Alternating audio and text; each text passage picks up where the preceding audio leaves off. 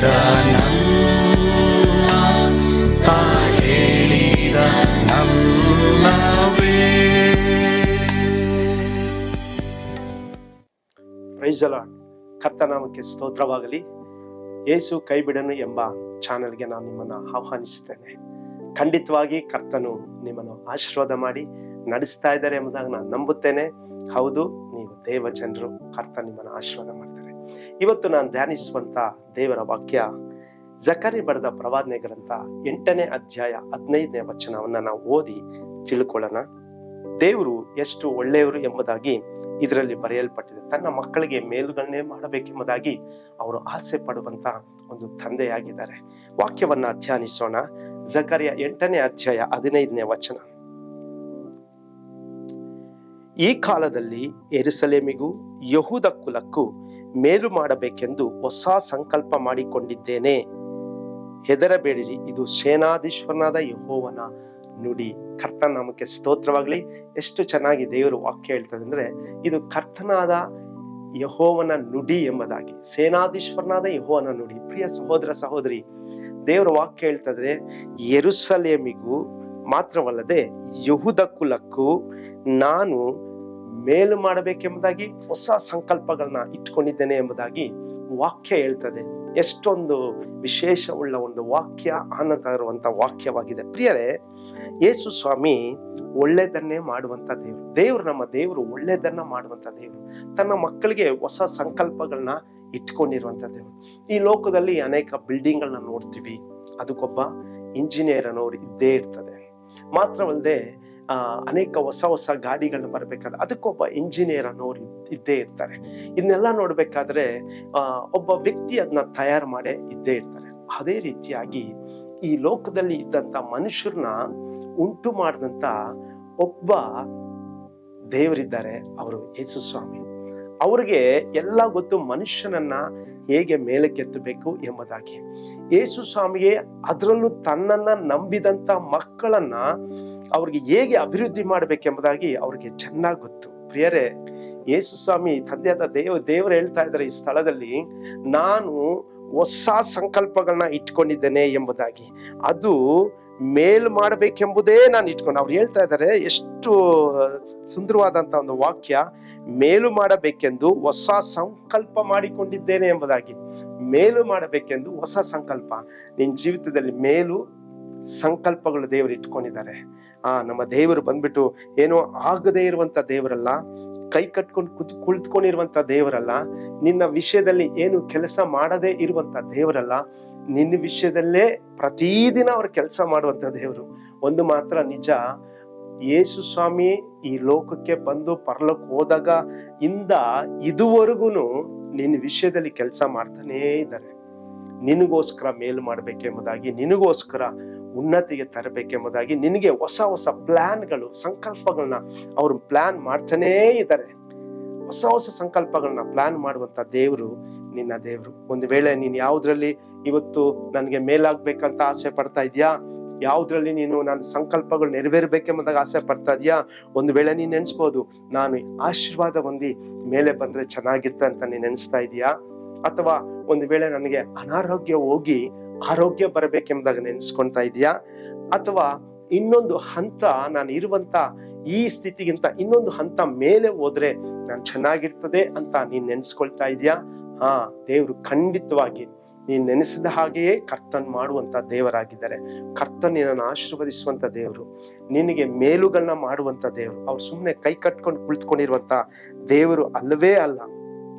ಆತ ನಿನಗೋಸ್ಕರ ಆಶೀರ್ವಾದ ಮಾಡುವಂತದ್ದು ದೇವರು.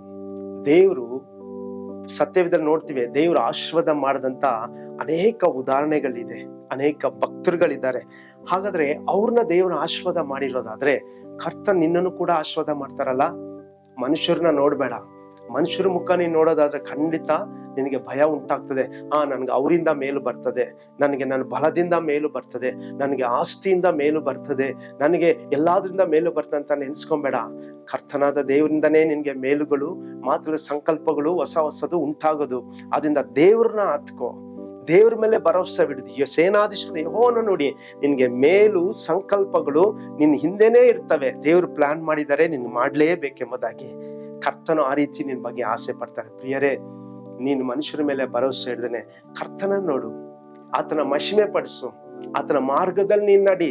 ದೇವ್ರ ವಾಕ್ಯದಲ್ಲಿ ಬರೆಯಲ್ಪಟ್ಟಿದೆ, ಅವರು ನನ್ ಈ ಅಧ್ಯಾಯದಲ್ಲಿ ನೋಡ್ಬೇಕಾದ್ರೆ ಅವರು ದೇವ್ರನ್ನ ಹುಡ್ಕೋರಾದ್ರಂತೆ. ಆಪತ್ತುಗಳಲ್ಲಿ ಇಕ್ಕಟ್ಟಲ್ಲಿ ಸಿಕ್ಕಾಕೊಂಡಿರ್ಬೇಕಾದ್ರೆ ಈ ಅಧ್ಯಾಯದಲ್ಲಿ ನೋಡ್ಬೇಕಾದ್ರೆ ದೇವ್ರನ್ನ ಹುಡ್ಕೋಕೆ ಅವ್ರು ಪ್ರಯತ್ನ ಪಟ್ರಂತೆ. ಅವಾಗ ದೇವರು ಜಕರಿಯ ಪ್ರವಾದನೆ ಮುಖಾಂತರ ಹೇಳ್ತಾ ಇದ್ದಾರೆ, ಇಸ್ರಾಯೇಲರಿಗೆ ಮತ್ತು ಯಹೂದ ಕುಲಕ್ಕೆ ನಾನು ಮೇಲು ಮಾಡಬೇಕೆಂದು ಸಂಕಲ್ಪಿಸಿಕೊಂಡಿದ್ದೇನೆ, ಅದು ಹೊಸದು ಸಂಕಲ್ಪಿಸಿಕೊಂಡಿದ್ದೇನೆ ಎಂಬುದಾಗಿ.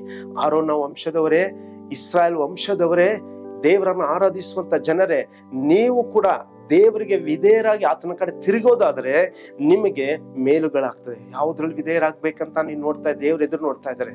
ಯಾವುದ್ರಲ್ಲಿ ನೀವು ದೇವರಿಗೆ ಅವಿಧೇಯರಾಗಿದ್ದೀರಾ ಅದನ್ನ ಬಿಟ್ಟು ಇವತ್ತೇ ಈ ವಾಕ್ಯ ಕೇಳಿಸ್ಕೊಂತ ಅಂತ ಪ್ರತಿ ಒಬ್ಬೊಬ್ರು ದೇವರ ಹತ್ರ ಕ್ಷಮಾಪಣೆ ಕೇಳಿ, ದೇವರೇ ನಂದು ತಪ್ಪಾಯ್ತು, ನಾನು ಇದನ್ನ ಬಿಟ್ಟು ಬಿಡ್ತೀನಿ, ನಾನು ಇದನ್ನ ನೋಡಕ್ ಹೋಗಲ್ಲ, ನಾನು ಇದು ಮಾಡಕ್ ಹೋಗಲ್ಲ, ನಾನು ಇನ್ನು ದೇವರೇ ನಿನಗೆ ಭಯ ಪಡ್ತೀನಿ ಎಂಬುದಾಗಿ ಆತನಿಗೆ ವಿಧೇಯರಾಗಿ ನಡ್ಕೊಳ್ಳಾದ್ರೆ ಖಂಡಿತವಾಗಿ ದೇವರು ಸೇನಾಧೀಶ್ವರ ಯೆಹೋವನ ನುಡಿ ನಿನಗೆ ಮೇಲು ಹಾಗೇ ಆಗ್ತದೆ. ಇವತ್ತು ಎಷ್ಟೋ ಎಷ್ಟೋ ಜನರು ಯಾಕೆ ಆಶೀರ್ವಾದವಂತ ಇಲ್ಲ ಗೊತ್ತಾ?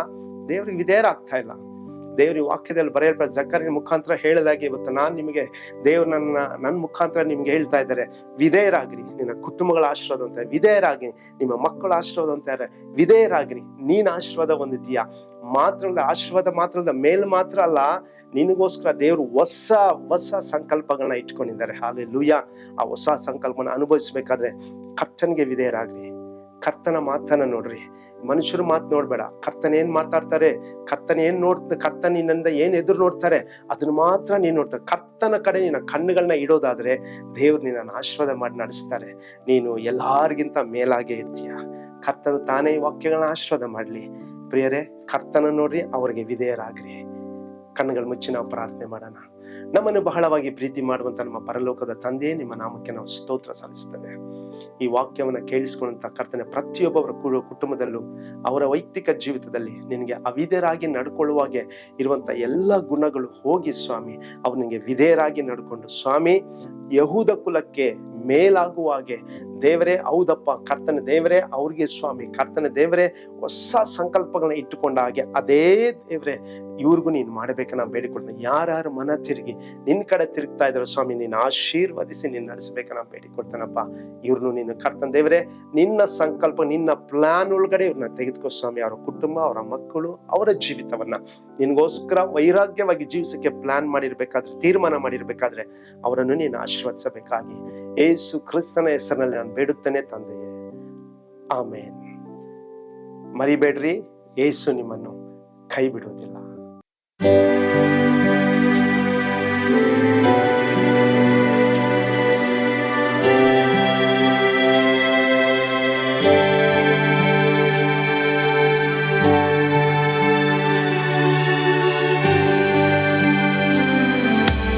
ನಾನು ಪಾತ್ರದಲ್ಲಿ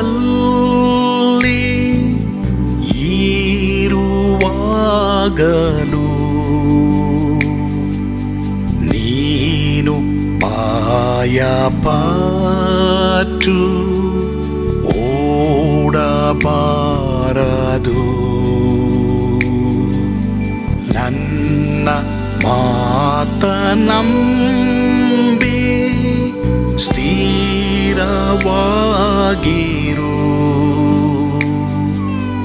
ನಿನ್ನ ಬಿಡಲಾರೆ, ಬಿಡೆನು ಎಂದೆಂದಿಗೂ.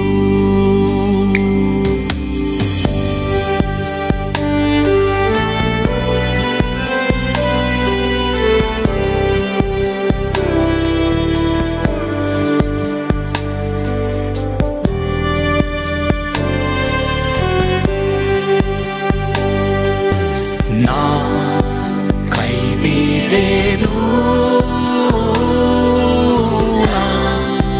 ಕೈ ಬಿಡೆನು.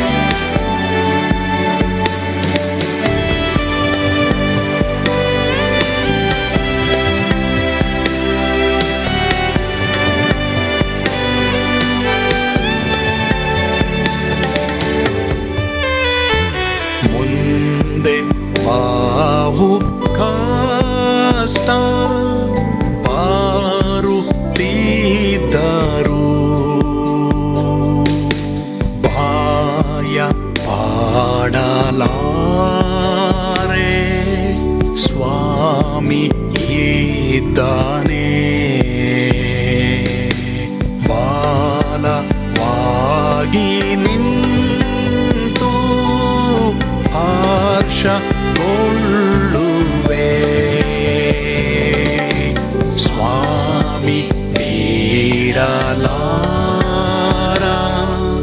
ಸ್ವಾಮಿ ನನ್ನ ಕೈ ಬಿಡಲು. ನಾ ಕೈ ಬಿಡೆನು, ನಾ ಕೈ ಬಿಡೆನು. ಆ ಮಾತು ಹೇಳಿದನಲ್ಲ, ತಾ ಹೇಳಿದನಲ್ಲವೇ.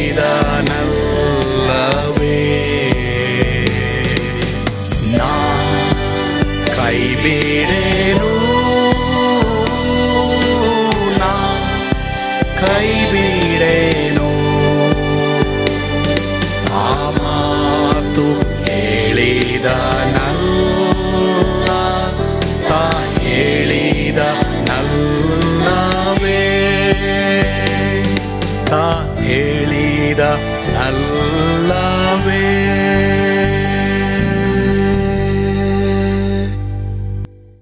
ನಾ ಕೈ ಬಿಡೆನು, ನಾ ಕೈ ಬಿಡೆನು.